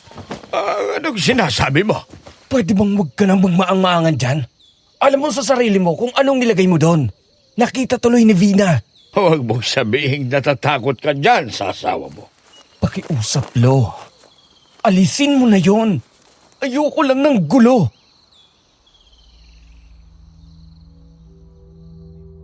Natatawang tumango sa akin si Lolo. Paglabas ko ng kwarto nakita ko nakaabang sa akin si Vina. Sinabi ko sa kanya na si Lolo ang naglagay ng lamang loob sa ref. Pero iniba ko ang kwento. Sinabi kong galing yon sa manok at baboy at balak din sana ni Lolo na magluto ng dinuguan para sa amin. Mabigat sa loob ko magsinungaling sa asawa ko. Pero yun kasi ang kailangan kong gawin. Sinabi ko rin sanay mag-imbak ang lolo ko na ganoon dahil galing ito sa probinsya. Agad namang pinaniwalaan ni Vina ang sinabi ko. Pinilit kong mabuhay ng maayos at normal kahit na nariyan ang lolo ko. Palihim na rin akong bumibili ng buhay na manok o mga lamang loob para ipakain sa kanya. Dahil ayokong manggulo siya sa lugar na tinitirhan namin. Lumipas ang araw, linggo at buwan. Unti-unti na lumalaki ang tiyan ni Vina.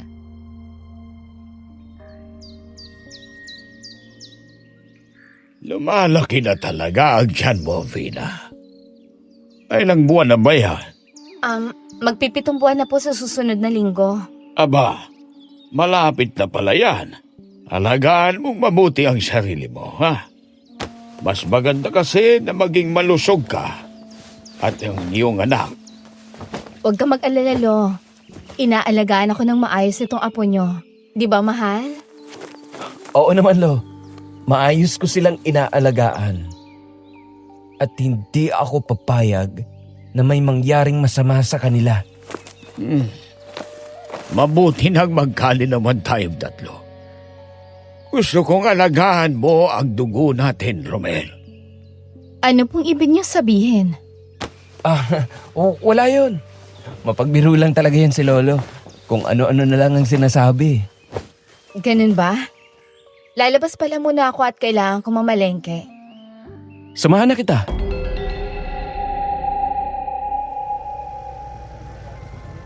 Parang ang bagal mong maglakad. Pagod ka na ba? Hindi naman. Medyo mabigat lang ang pakiramdam ko nitong mga nakaraang araw. Bakit naman? Nagigising kasi ako palagi ng 10 oras ng gabi. Tapos napapansin ko na parang may nakatingin sa akin. Sigurado ka? Oo. At saka palagi ako nakakarinig ng parang may kumakaliskos sa may bubong at pader ng bahay natin. Hindi kaya inaaswang na ako? Huwag kang mag-alala.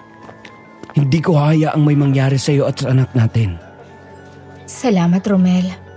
Kapag magigising ka ng ganong oras, gisingin mo ako, ha? Sige. Nga pala, may napapansin na naman ako sa lolo mo. Ano na naman yun? Parang kakaiba yung tingin niya sa akin.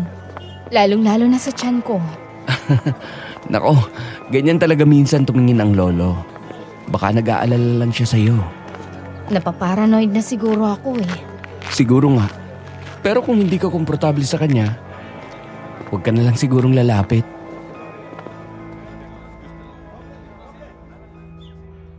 Isang tango lang ang sinagot sa akin ni Vina.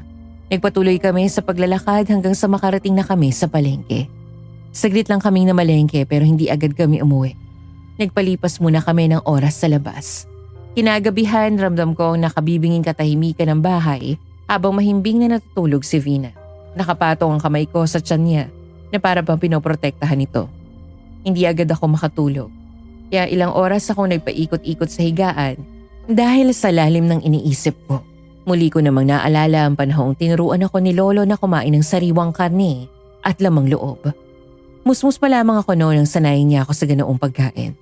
Akala ko nung una normal lang yun, pero habang nagkakaroon ako ng isip, dun ko nalaman na hindi iyon pangkaraniwan.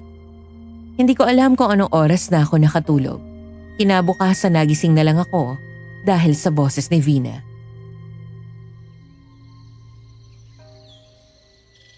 Mahal, gising na.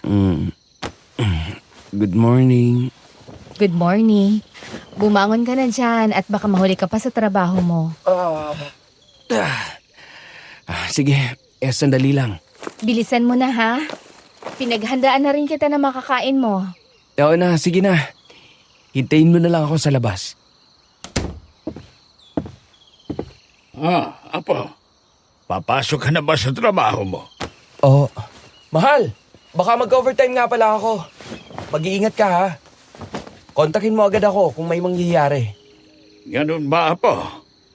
Huwag ka mag-alala. Ako nang bahala sa mag-ina mo. Aalagaan ko silang ng mabuti. Huwag mong gagalawin ang mag-ina ko. Masyado ka namang maraming iniisip, Apo.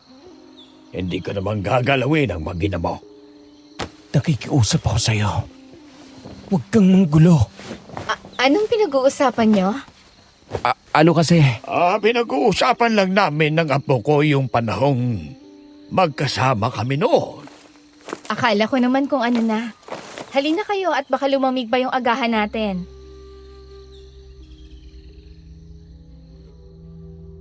Mabilis lang akong kumain noon dahil kailangan ko na makapasok sa trabaho. Habang nasa trabaho, hindi ko maiwasang mag-alala kay Vina at sa anak namin. Dahil doon naging balisa ako at ilang beses akong napagalitan ng amo ko. Humingi na lang ako ng paumanhin at sinabing hindi na mauulit yun. Nang matapos ang trabaho, nagmamadali akong umuwi sa bahay. Kabang-kaba ako dahil iniisip ko na baka may nangyari na sa asawa ko at sa anak namin. Pero iba ang naabutan ko sa bahay ng mga oras na yon. Nakita akong masaya nag-uusap si Lolo at si Vina sa sala. Lumipas ang mga araw, napansin ko maayos at maalaga rin si Lolo kay Vina. Pinanghawakan ko ang kabutihang ipinapakita ng aking lolo. Iniisip ko na baka kaya niya inaalagaan ang mag-ina ko ay dahil kadugo niya ang dinadala ni Vina. Ngunit agbago yon ng aksidente kong mabasa ang laman ng kwaderno ni Lolo. Ang kwadernong naglalaman ng sikretong halos ikaguho ng aking mundo. Nakalagay doon ang tungkol sa isang lihim ng angka namin. Ang paniniwalang kapag kumain ng matandang aswang ng sanggol na kadugo nito, mapupunta sa kanya Ang lakas nito at haba pa ang kanyang buhay. Nabasa ko rin ang pakay ni Lolo sa mag-ina. Dahil doon muli na naman akong tumakas palayo sa lolo ko. Pero sa pangalawang pagkakataon, kasama ko na ang aking mag-ina.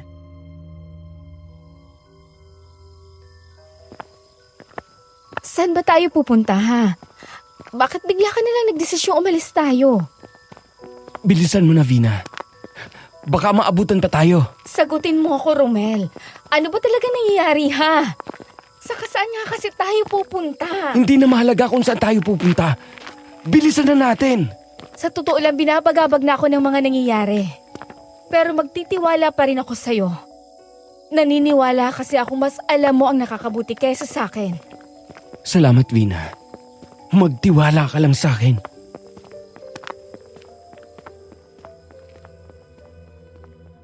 Sa kabila ng takot at pagkalito, pinili pa rin magtiwala sa akin ni Vina. Sakay ng isang bus, nakarating kami sa isang liblib na lugar. Gamit ang ipon ko, muli kami nagsimula ni Vina. Pinilit ko mabuhay ulit ng normal kahit minsan ay mahirap. Mas pinili kong kalimutan na lang ang lahat ng nalaman ko. Kahit na hindi madaling burahin iyon sa isip. Ang mahalaga ay ang kaligtasan ng aking asawa at ng anak namin. Pinotektahan ko sila sa abot ng aking makakaya. Madalas akong gising sa hating gabi. Nakabantay. Tinitiyak na maayos silang natulog at ligtas. Lumipas sa mga araw, mga linggo at buwan, mas lalo pang lumaki ang tiyan ni Vina at kasabay nito, mas lalo rin kami nagagalak sa pagdating ng aming anak.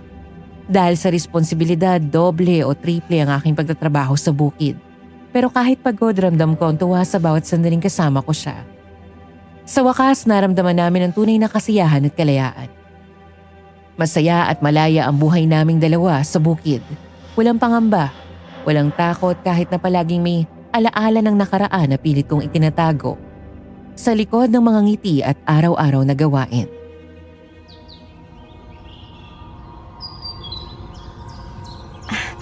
Ang sariwa talaga ng hangin dito sa may bukid. Ayos ka lang ba? Parang ang lalim na naman ang iniisip mo. Oo naman. Pasensya na. Mabuti na lang talaga at dito tayo lumipat. Mas maaliwalas ang paligid at saka mababait pa ang mga kapitbahay. Sinabi mo pa. Kahit nga yung amo ko at saka yung mga kasama ko, mababait din. Sana lang talaga magtuloy-tuloy na to. Ayokong habang buhay tayo nagtatago at tumatakbo. Kumusta na kaya ang lolo mo? Sigurado ka bang ayos lang talaga na iniwanan natin siya? Oo naman. Ayos lang yon.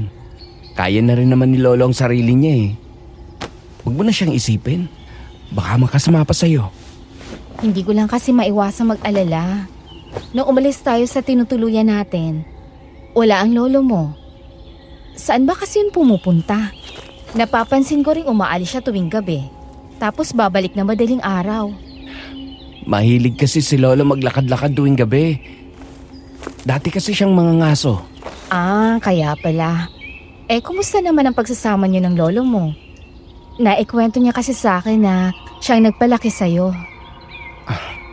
May sinabi ba siya sa'yo? Bakit naman bigla kang kinabahan dyan? Wala. Umamin ka nga, Romel. May tinatago ka ba sa akin, ha? Wala no. Ano namang itatago ko sa'yo? Baka lang kasi may nasabi si Lolo na nakakahiya. Yung kakulitan ko ba nung bata pa ako? Wala naman siya nasabi sa akin. Uwi na pala tayo?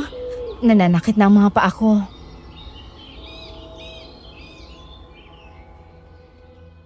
Umuwi na kami ni Vina sa tinutuluyan namin. Tahimik at maaliwalas ang paligid kaya naman kinagabihan ay maaga kaming nakatulog ni Vina. Yakap-yakap ko pa siya habang hinahaplos ang tiyan niya. Pilit kong pininiwala ang sarili ko na tama ang desisyon ko. Na tamang tumakas na lang kami ni Vina. Na tama ang desisyon kong itago sa kanya ang lahat. Mas pinili kong wag nang buksan at balikan pa ang madilim kong nakaraan. Mamumuhay kami ng pamilya ko ng normal. Isang araw, pinatawag ako ng amo ko para sa trabaho. Kaya naman hating gabi na nang makabalik ako sa kubo. Ramdam ko ang pagod ng mga oras na yon pero nakangiti pa rin ako. Bitbit ang pasalubong para kay Vina. Pagkarating ko sa kubo, napansin ko nakabukas ang bintana kaya dali-dali akong pumasok sa loob. Dumagundong na malakas ang dibdib ko dahil alam ko may hindi tamang nangyayari. At hindi nga ako nagkamali. Dahil pagpasok ko ng bahay nakita ko ang lolo ko na nakatayo sa harapan ni Vina. Hawak ang isang kutsilyo. Habang nanilisik ang mga mata. Itatarak na sana niya ang kutsilyong hawak niya sa asawa ko. Pero naging mabilis ang kilos ko para pigilan yun. Wag! Tulong! Romel! Vina! Ayos ka lang ba? Ang lolo mo! Bigla na lang dumating tapos may dala pang kutsilyo! Sa wakas, nandito na ang magaling kong apo. Anong ginagawa mo dito? Paano mo na naman kami nahanap? Sa tingin mo ba, makakatakbo ka sa akin? Kahit saang sulo ka pa nagmundo magtago, Romel. Maaamoy at maaamoy ko pa rin ang dugong nananalaytay sa iyo. Ano bang kailangan mo sa amin, ha? Ano bang nangyayari? Hindi pa ba malinaw ang lahat sa iyo, Havina? Gusto kitang patayin. Gusto kong kainin niyang sanggol na nasa sinapupunan mo. Ano? Romel, anong sinasabi niya? Huwag na huwag mong gagalawin ang mag-ina ko. Dahil papatayin kita! Ayan. Ganyan nga, Apo. Ilabas mo ang tunay na ikaw. Ang Romel na isang halimaw. Halimaw? Huwag kang maniwala sa kanya. Huwag kang makikinig sa sinasabi niya, Vina. Talagang itinatanggi mo pa rin ang tunay mong pagkatao, ha? Pues, ipapakita ko sa asawa mo kung anong klaseng nilalang ako para malaman niya kung saang lahi ka talaga nagmula. Nanginginig ako noon dahil sa matinding galit. Pero pinilit ko pa rin protektahan ang pamilya ko. Unti-unting nagbago ang anyo ni Lolo sa harap namin. Ang dating niyang normal na mukha at balat ngayon ay naging kulay abo at nagkaroon ng bitak-bitak. Parang may sariling buhay ang mga ugat sa kanyang katawan. Kumikilos at parang humihinga. Humaba rin ang mga kuko niya at tumalas ang mga ngipin. Tumutulo ang laway niya mula sa bibig niya habang nakatingin sa tiyan ni Vina. Napatingin ako sa asawa ko. At iyon na lang ang gulat ko na makitang naikina siya dahil sa matinding takot. Hindi! Hindi! Panaginip lang to! Totoo ang nakikita mo, Vina. Isa akong aswang. Yung mga lamang loob na nakita mo noon, kinakain ko ang mga yon ng sariwa pa. At pinagtakpan lang yun ang asawa mo. Hindi yan totoo! Tanggapin mo na kasing nagmula sa pamilya ng aswang niyang asawa mo. Hindi normal na tao ang pinakasalan mo, Vina. Isa siyang halimaw. Kagaya ko. Kumakain din siya ng mga tao. Ano? Vina! Huwag niyo siyang pakinggan. Huwag kang maniwala. Hindi yun totoo. Hindi. Hindi ako halimaw.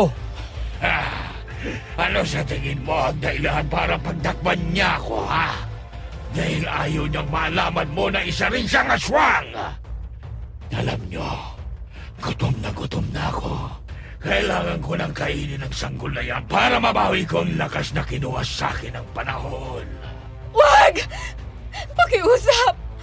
Pahawa po kayo sa amin ng anak ko! Mabilis ang naging pagsugod ni Lolo kay Vina, ngunit mas mabilis ang naging reaksyon ko para protektahan siya at ang anak namin. Parang kusa nang gumalaw ang katawan ko.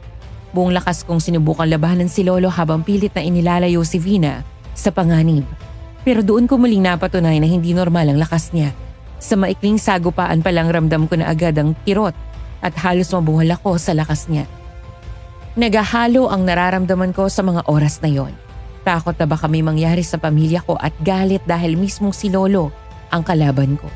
Habang tumatagal ang laban may kakaibang pakiramdam na unti-unting gumagapang sa aking buong katawan.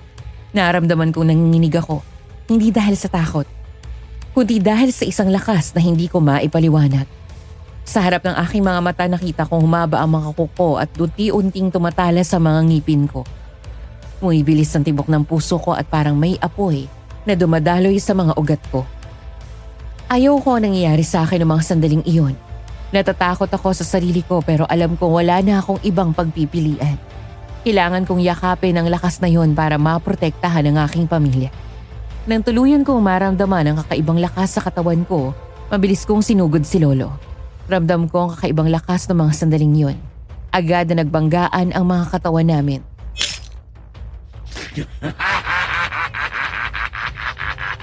Sa wakas, lumabas na rin ang tunay mong anyo. Tumigil ka na, Lolo! Lumayo ka na sa amin! Hindi ko gustong mangyari to. Hindi mo ba nararamdaman ang lakas na yan? Yan ang dugo natin. Hindi ko gusto to. Hindi ako halimaw kagaya mo! Bakit hindi mo matanggap na isa kang halimaw? Ha, Romel? Dahil hindi ako kagaya mo! Hindi kita papayagang hawakan ng pamilya ko. Magkakamatayan muna tayong dalawa! Ikaw ang unang mamamatay sa atin. Nagsimula ang mas matinding sagupaan namin ni Lolo. Hirap ako noon dahil pilit kong pinoprotektahan ng pamilya ko laban sa kanya. Ramdam ko ang hagupit at lakas ni Lolo. Bawat suntok niya ay parang nadudurog ang buto ko. Ang kalmot niya ay talagang bumabaon sa laman ko. Tumilapon ako sa dingding. Nawasak ang kawayang pader sa likod ko. Uminit ang aking dugo. Mas naramdaman kong humihina na ang kontrol ko sa sarili. Pero hindi ko na inisip yon. Mas inisip kong iligtas ang aking pamilya. Sumugod akong muli kay Lolo nang mabilis at mabagsik. Nagbanggaan ang mga kuko namin. Binigay ko ang lahat ng lakas ko para labanan siya. Nang makitang sugatan na siya at nangihina, doon ko mas ibinigay ang natitira kong lakas. Malakas kong ipinasok ang kamay ko sa tiyan niya at hinila ang lamang loob niya. Kasunod ang kanyang puso. Dumanak ang dugo sa paligid at tuluyang bumagsak si Lolo. Hindi pa ako nakontento. Kinuha ko pa ang itak na kasabit sa bader at walang awang pinagtataga ang katawan niya. Una kong tinaga ang ulo niya hanggang sa madurog ito. Kasama ang utak niya. Pinagpira-piraso ko ang katawan ng lolo ko. Nabalot ng dugo ang buong paligid. Maski ang katawan kong punong-puno na ng dugo. Nandidilim na talaga ang paningin ko noon dahil sa matinding galit. Bumalik lamang ako sa tamang katinuan nang marinig ang malakas na sigaw ng asawa ko.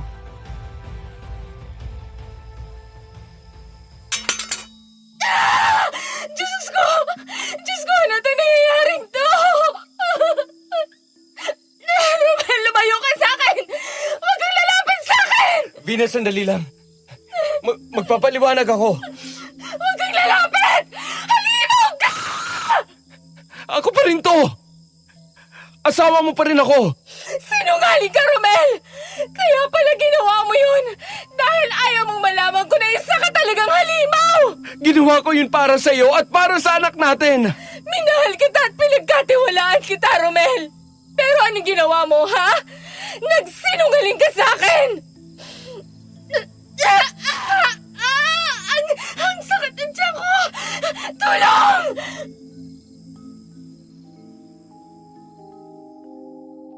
Biglang nanlamig ang buong katawan ko na makita ko ang dugong umaagos mula sa hita niya. Nanginginig ang mga kamay ko at halos hindi ako makatayo sa sobrang takot. Kahit nangihina na ako, pinilit ko pa rin buhatin si Vina palabas ng kubo. Hindi ko na alam kung saan ako humuhugot ng lakas. Ang alam ko lang, kailangan ko siyang mailigtas. Dinala ko siya sa bahay ni Lolo Gabriel dahil kilalang komadrona ang asawa nito. Hindi ko na maalala kung paano ko nadala ang pamilya ko sa bahay nila. Dahil sa nangyari, maagang napaanak si Vina. Puno ng kaba ang dibdib ko habang naghihintay. Nawala ang pagod at sakit na nararamdaman ko nang marinig ang unang pag-iyak ng anak namin. Sa sandaling iyon, pakiramdam ko na buhay ulit ako. Pero kasabay noon parang naubos din ang aking lakas. Dahil sa bugbog, mga sugat at sa matinding pagod, tuluyan na akong nawala ng malay. Hindi ko alam kung gaano kahaba ang aking naging pagtulog pero pagmulat ko ng aking mga mata, wala na si Vina at ang anak namin. Tinanong ko ang lahat pero wala raw nakakaalam kung saan sila nagpunta. Ang alam lang nila, bigla nilang silang umalis nang walang paalam. Hindi ako tumigil sa paghahanap. Araw-araw hinihintay ko sila, umaasang baka bumalik din sila sa akin.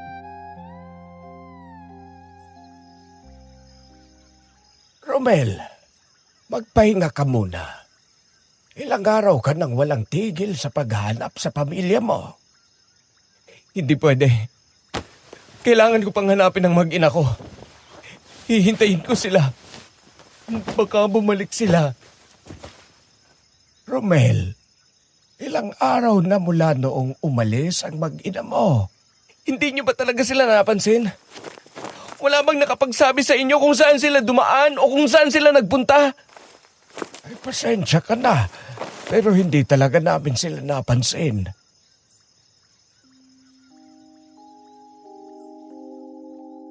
Malungkot lang akong tumango sa sinabi ni Lolo Gabriel. Wala na akong lakas para makipagtalo o magtanong pa. Pero kahit ganoon, hindi ako tumigil sa kakahanap kina Vina. Araw-araw nililibot ko ang buong baryo. Bawat daan, bawat bahay, bawat sulok. Pinupuntahan ko. Mula umaga hanggang sa gabi, naghahanap at naghihintay ako. Umaasang bigla nilang silang lilitaw. Pero lumipas sa mga araw na naging linggo at wala pa rin akong balita sa aking pamilya. Hindi ko na alam kung nasan sila o kung ligtas pa ba sila. Habang tumatagal, unti-unti ako napapagod. Hindi lang ang aking katawan kundi pati ang isip ko. Pakiramdam ko may unti-unti nawawala sa akin. Dumating sa puntong madalas na lang ako nakaupo at nakatulala. Minsan kinakausap ko na ang pader. Dahil sa harap ng mga mata ko nakikita ko si Vina at ang anak namin. Nakangiti sila sa akin. Parang walang nangyaring masama. Pero habang tumatagal nagbabago ang nakikita ko. Unti-unting napapalitan ang mukha nila ng mukha ni Lolo. Duguan, nakatitig at nakangisi. Isang gabi habang mag-isa akong nakaupo sa loob ng kubo, bigla akong nakita si Vina sa labas. Nakatayo siya sa dilim. Bit-bit ang aming anak. Para ako nabuhayan ng loob. Hindi na ako nag-isip pa. Dali-dali akong tumayo at lumabas. Kahit nanginginig pa ang aking buong katawan.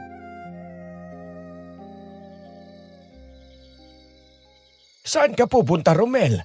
Gabing-gabi na. Lo, nariyan na si Vina. Kasama ang anak namin. Ano? Ay, nasaan? Nandun sa may labas. Saglit, lalapitan ko lang sila. Romel, wala namang tao sa labas. Tingnan mo ulit.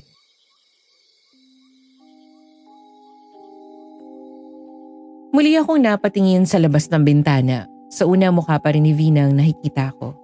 Nakatingin siya sa akin na parang may gustong sabihin. Pero unti-unting nanlamig ang batok ko. Dahan-dahang naglaho ang mukha niya at napalitan ng dugo ang mukha ng lolo ko. Nakangisi sa akin, parang natutuwa sa takot ko. Nanlaki ang mga mata ko at hindi na ako makagalaw pa. Nakita kong kumakain siya ng laman loob. Tumutulo ang dugo sa kamay niya. Sa bibig niya hanggang sa unti-unting nagpira-piraso ang katawan niya sa harap ng mga mata ko. Hindi ko na kinaya ang nakita ko. Malakas akong napasigaw dahil sa sobrang takot. Doon nagsimula ang tuluyang pagkasira ng isip ko. Simula noon, wala ni isang araw na hindi mabalik sa alaala ko ang mga nangyari.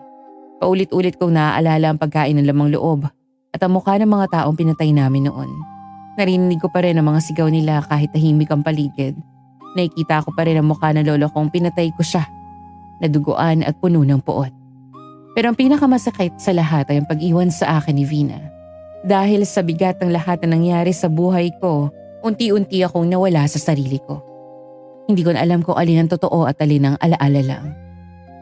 Iniwan ko ang kubo ni Lolo Gabriel ng walang direksyon. Naglakad lang ako ng naglakad. Araw at gabi. Nang walang pupuntahan. Minsan gutom, minsan pagod, minsan tulala lang. Hindi ko na alam kung saan ako pupunta o kung gaano katagal ang lumipas. Hanggang sa isang araw, natagpuan ko na lang sarili ko sa isang mental hospital. Wala akong dalang kahit ano. Walang pangalan, walang pagkakakilanlan, walang kasamang kahit sino.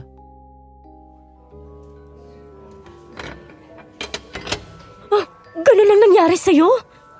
Kaya ba madalas parang may kinakausap ka? Oo, Nurse Jana. Naniniwala ka ba sa mga sinabi ko? Totoo man o hindi ang kwento mo, makikinig pa rin ako sa'yo. Dahil isa yun sa trabaho ko. Salamat sa pakikinig.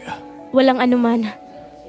Alam mo, sa lahat ng pasyente dito, ikaw ang pinakamatinong nakausap ko. Talaga? Oo. O siya, lalabas na muna ako ha. Babalikan na lang kita mamaya kapag i-check kita.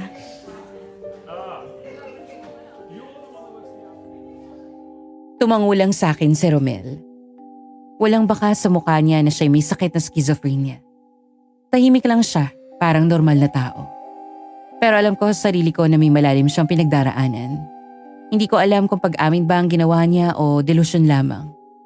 Nanatili ako ng ilang segundo sa loob ng kwarto ni Romel. Pinapakinggan ang bawat hininga niya. Tinitiyak na walang mangyayari sa kanya. Nang masiguradong ayos na ang lahat, saka ako dahan-dahang lumabas. Lumakad ako sa mahabang pasilyo ng mental hospital. Tahimik ang paligid pero habang papalayo ako, unti-unti kong naririnig ang mga tinig, mga sigaw at iyak. Napatingin ako sa bawat kwarto. Merong tahimik lang ni nakaupo. Merong kinakausap ang pader.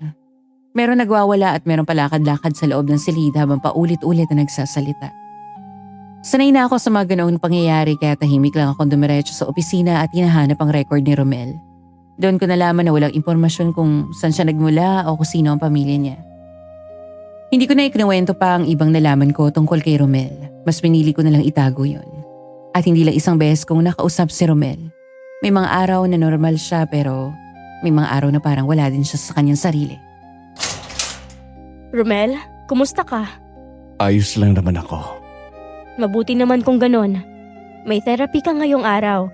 Halika na't hinihintay ka na nila. Nagugutom ako. O sige, mamaya may pagkain namang ihahanda para sa'yo.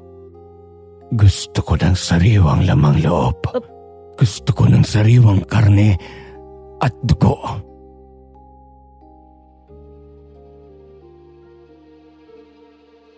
Paulit-ulit niyang sinasabi yun. Habang binabangkit niya ang lamang loob at sariwang karne, naglalaway siya. Pinili kong huwag pakinggan ang mga salitang iyon sa halip ibang pagkain ang inihain ko sa kanya. Kanin, gulay at lutong ulam. Pero bawat subo, sinusuka lang niya ang lahat. Palagi niyang sinasabi na gutom siya. Araw-araw, gabi-gabi, isa lang ang reklamo niya. Ang pakiramdam na parang walang laman ng kanyang tiyan. Pero tuwing kakain siya, normal na pagkain, hindi rin ito tinatanggap ng kanyang sikmura. Isinusuka niya lang ito. Parang tinatanggihan ng katawan niya ang kahit anong lutong pagkain. Ang hinahanap niya ay hilaw na karne. Sariwa. Hindi luto. Iyon lang ang kaya niyang kainin sa isip niya. Habang tumatagal, mas lalo siyang nahihirapan. Nakikita ko kung paano siya unti-unting nauubos hindi lang sa katawan niya kundi pati sa isip niya. Hanggang sa isang araw, hindi na niya kinaya. Sa sobrang hirap at pagod, gumawa siya ng paraan para tapusin na ang lahat. Natagpuan siyang nakabigti sa banyo ng psychiatric ward. Tinapos ni Romel ang kanyang buhay at doon na nagtapos ang kanyang kwento. Nanatiling lihim ang ikinuwento sa akin ni Romel sa paglipas ng mga taon, pero hindi ko iyon makakalimutan. Sa totoo lang, noong una, nakaramdam ako ng inis sa asawa niyang si Vina dahil sa ginawa nitong pang-iwan sa kanya. Considering na totoo nga ang kwento nito. Pero eventually na-realize ko kahit naman siguro sino, gano'n na magiging reaksyon kung isang araw, bigla mo lang malaman na lalaking minamahal at pinakisamahan mo bilang asawa ay isa palang aswang na mas piniling magsinungaling sa'yo. Siguro natakot lang din sa Vina lalo na at may anak sila ni Romel. Madali lang sigurong sabihin na dapat yun ang gawin pero hindi gano'n ang desisyon niya. Pero nanay rin ako ngayon, Miss Ligaya. At kung ilalagay ko ang sarili ko sa sitwasyon ni Vina, baka gano'n din ang maging desisyon ko. Ayokong buhayin ang pagkakaibang mundo ng anak ko kung sakali. Kaya naiintindihan ko kung bakit mas piniling lumayo ni Vina. Para sa akin, pare-pareho lang silang biktima ng sitwasyong kinasadlakan nila noon. Kung ikaw ang nasa kalagayan ni Romel, tatanggapin mo ba ang katotohanang ikaw pala ay isang halimaw? Kahit buong buhay mong pinilit maging normal. Hanggang saan ang kaya mong isakripisyo para takasan ang madilim mong pinagmulan? At kung ikaw ang nasa katayuan ni Vina, gagawin mo rin ba ang ginawa niya para sa kapakanan ng bagong silang mong anak? Ibahagi ninyo ang inyong saloobin sa comment section at babasahin ko yan. Miss Ligaya, hindi ko alam kung tunay ba talaga nangyari ang mga isinalaysay na iyon sa akin, Romel. Pero naisipan ko ding ibahagi iyon sa inyo para maibsan na rin kahit papaano yung pag-iisip ko tungkol doon. Sana po ay nagustuhan niyo ito. Muli ako po si Jana. Hanggang dito na lang at maraming salamat sa pakikinig. May mga kwento talagang tatatak sa isip natin, no? Yung hindi mawawala sa sistema natin. Kagaya na lang nitong kwento ni Romel. Yung kwento niya na nagpapaalala na hindi lahat ng lumaki sa masama ay magiging masama rin. Hindi lahat na nakagawa ng masama ay ginustong gawin yun. Minsan wala na silang maisip na paraan para makaligtas sa kapahamakan. At ang kwento ni Romel ang nagpapaalala na mahirap kalaban ng isip.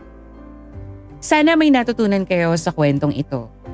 Maraming salamat kay Romel sa pagbabahagi ng iyong kwento sa ating sender na si Jana.